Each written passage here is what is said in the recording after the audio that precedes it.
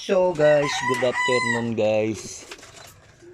Ayan, titignan natin yung ating mga ibon na nagkaroon sila ng wanay, yung namamaga ang mata.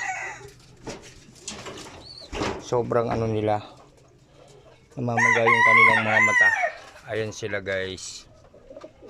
Tsaka tong aking isang Taiwan. Yung Taiwan ko talagang ano siya, mahina talagang klase yung isang mga Taiwan na to. Ayan guys, namumula sila. Ewan ko kung anong magandang gamot dito. Turuan nyo nga ako kung ano yung magandang bibiling gamot dito guys. Pero yung iba, ayan, lininis natin yung kulungan nila nung isang araw. Ngayon magpapalit na naman tayo ng tubig.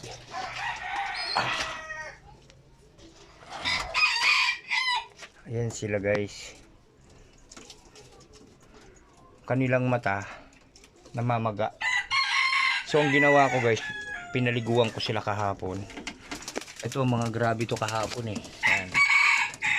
Ayan, kumalma na yung mga mata nila.